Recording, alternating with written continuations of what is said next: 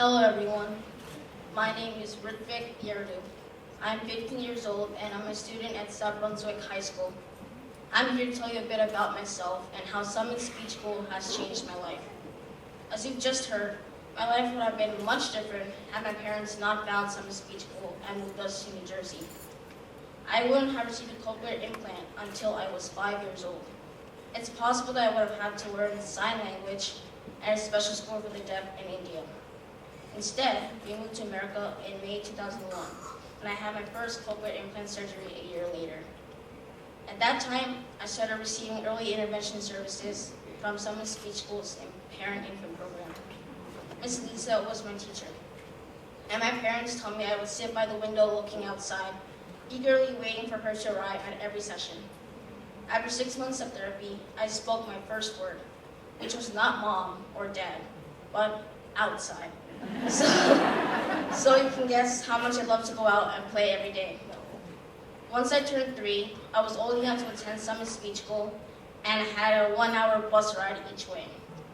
I remember quite a few things from my preschool days, including my teachers, the hour-long bus ride, and of course, my friends.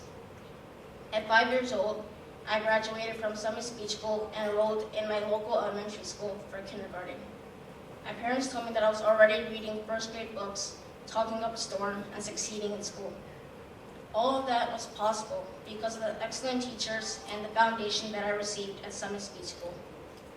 When I was about 12 years old, my parents started talking about getting me a second cochlear implant. And my first response was, no way. I didn't want to go through another surgery, and I thought my hearing with one implant was just fine. To me, it was unnecessary and painful. Yet a few weeks later, I met a high school girl named Carly Skivinsky, who you might remember as the student speaker at last year's spring benefit. Carly also received her second implant about 10 years after her first, and she told me the pain was worth it.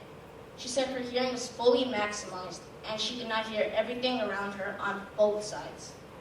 So I decided to have the surgery, and after my implant activation, I knew that I made the right choice. I never realized how much more I could be hearing until I put the second processor on my head. When you only have one implant, you only hear half the world. With 2 implants, you hear everything. I hear music much better and feel more connected during conversations. The transition to hearing on the left side involved many hours of therapy and was challenging, but it was definitely worth it. Right now, I'm in 9th grade and I'm studying AP Physics and Advanced Math. I've been playing the violin for 7 years, and it's something that I've always been passionate about. For me, it's a way to relax and escape from homework and studying.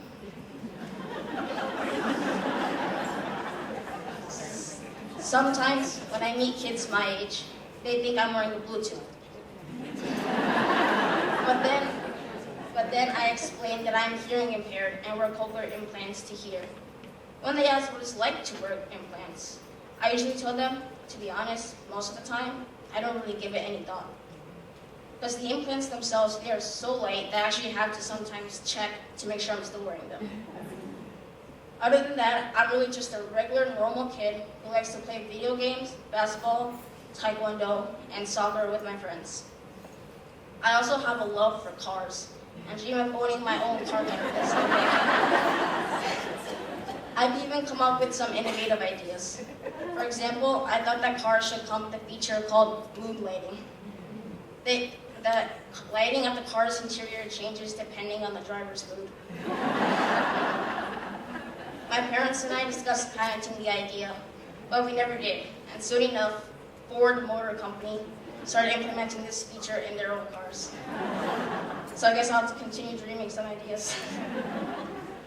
For the future, I think I'd like to attend the University of Austin's School of Engineering and work towards a master's degree. Luckily, I still have 3 more years to figure it out. I'm not the only hearing impaired child in my family. My 5-year-old brother Arjun was diagnosed with profound hearing loss when he was born and received his first cochlear implant when he was 1 and his second at 3. Arjun, too, is a graduate of Summit Speech School.